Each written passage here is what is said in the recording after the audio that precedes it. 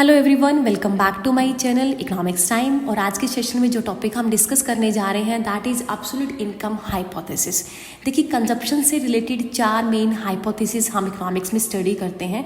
तो सबसे पहली जो प्राइमरी हाइपोथेसिस आती है वो आती है हमारी एब्सोल्यूट इनकम हाइपोथेसिस, जिसको आज के लेक्चर में हम डिस्कस करने जा रहे हैं। देखिए, सबसे पहले आपको पता होना चाहिए कि एब्सोल्यूट इनकम क्या होती है। Absolute income is the amount of money that a person gets for his work in form of wages, in form of salary और अर्निंग्स। तो काम के बदले में जो भी पैसा, जो भी मनी आपको मिलेगी उसको कहते हैं हम एब्सोल्यूट इनकम।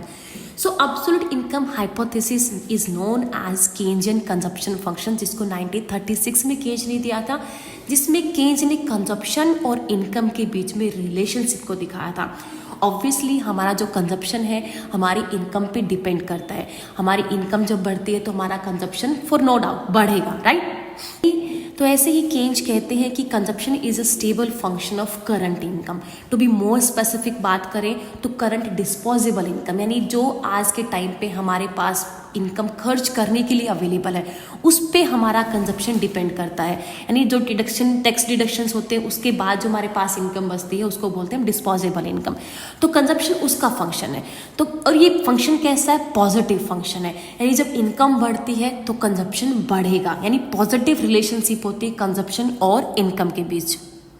और केंज कहते हैं अपने हाइपोथेसिस में कि पॉजिटिव होने के साथ साथ जो कंजप्शन और इनकम के बीच में जो रिलेशनशिप है वो किस टाइप की होती है? Non proportional relationship. यानी जिस प्रोपोर्शन से इनकम बढ़ेगी उस प्रोपोर्शन से कंजप्शन नहीं बढ़ेगा। बढ़ेगा जरूर बट उससे कम प्रोपोर्शन से हमारा कंजप्शन बढ़ेगा। It means you can say कि इनकम बढ़ने के साथ साथ जो आपकी एपीसी है, औसत उपभोग प्रवृत्ति, एवरेज प्रोपेंसिटी टू कंज्यूम, जिसको हम दिखाते हैं C/Y, total consumption divide by total income. तो ये जो रेशियो है इनकम बढ़ने के साथ साथ कम होता जाएगा। यानी इनकम बढ़ने पे कंजप्शन बढ़ेगा बट उससे कम प्रोपोर्शन से हमारा कंजप्शन बढ़ेगा as compare to income. So जो फंडामेंटल आइडिया है केंजियन कंजप्शन फंक्शन का वो यही है कि there is a non proportional relationship between consumption and income. So Keynes ने जो कंजप्शन इक्वेशन दी है that is consumption is equal to A + BY। A यहाँ पे क्या है? हमारा ऑटोनोमस कंजप्शन, यानी ऐसा कंजप्शन जो अब हमारी इनकम जीरो भी होगी तब भी हम करेंगे, यानी इनकम के ऊपर डिपेंड नहीं करता है। ऑब्वियसली इनकम अगर जीरो भी है तब भी हमें अपने कुछ बेसिक रिक्वायरमेंट्स होती है जिसको पूरा करने के लिए खर्च करना पड़ता है, उससे दूसरे से किसी से उधार लेके करना पड़े या आपकी जो पास्ट सेविंग्स है आपको वहाँ से खर्च करना पड़े, तो इनकम जीरो होने पर कंजप्शन होगा जरूर। तो that is a, autonomous consumption. B यहाँ पे रिप्रेजेंट कर रहा है MPC, marginal propensity to consume, that is ΔC/ΔY। यानी आपकी जब इनकम इंक्रीज होती है तो इनकम, बढ़ी हुई इनकम का कितना प्रोपोर्शन आप कंजप्शन पे खर्च करते हैं, यानी इनकम में चेंज आने से कंजप्शन में कितना चेंज आता है, and Y stands for income. तो ये कंजप्शन इक्वेशन केंज ने दी है अपने इनकम हाइपोथेसिस में, कंजप्शन हाइपोथेसिस में। तो दो जो मेन प्रीपोजिशंस निकल के आती है इस हाइपोथेसिस से, दैट इज कि जो MPC की वैल्यू है वो 0 और 1 के बीच में लाई करती है इन नॉर्मल सिचुएशन, यानी कोई भी अब नॉर्मल सर्कमस्टांसिस या इकोनॉमी के अंदर नहीं होने चाहिए, like war and hyper inflation. तो इस केस में जो MPC है, मार्जिनल प्रोपेंसिटी टू कंज्यूम, वो 0 और 1 के बीच में लाई करती है।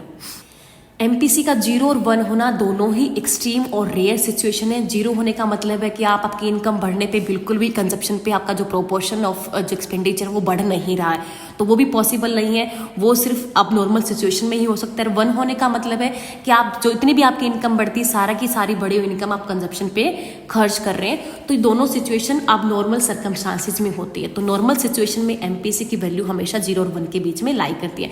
सेकेंड वन इज कि MPC is less than APC, यानी MPC की value average propensity to consume उससे कम होती है। तो ये दो मेन प्रोपोजिशन है एब्सोल्यूट इनकम हाइपोथेसिस की बाय केंज। तो जो भी इनकम में चेंज आता है उस चेंज को 2 पार्ट्स में डिवाइड किया हुआ है, ΔC + ΔS, यानी कुछ प्रोपोर्शन है वो कंजप्शन पे एक्सपेंडिचर किया जाएगा, खर्च किया जाएगा, कुछ प्रोपोर्शन बाकी जो रिमेनिंग पार्ट है उसको सेव कर लिया जाएगा। What ever is not spent is save, जो खर्च नहीं होगा उसको सेव कर लिया जाएगा।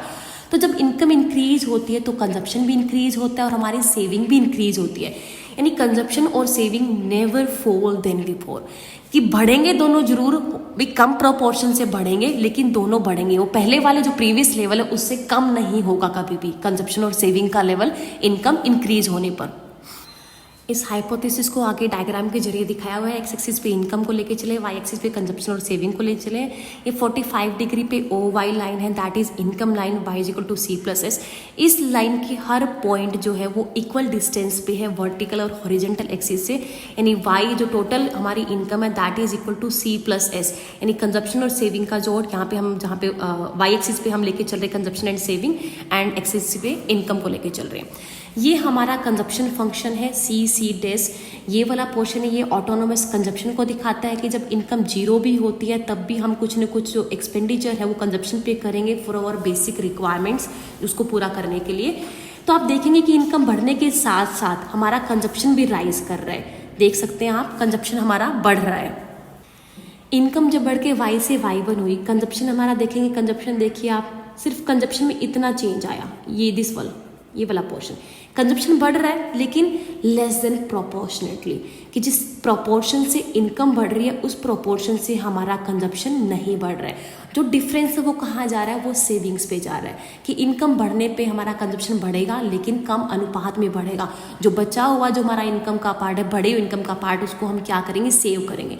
यहाँ ए पॉइंट पे आप देखेंगे कंजप्शन एंड जो इनकम है दोनों बराबर है, यानी सारी जो इनकम है उसको कंज्यूम कर लिया जा रहा है।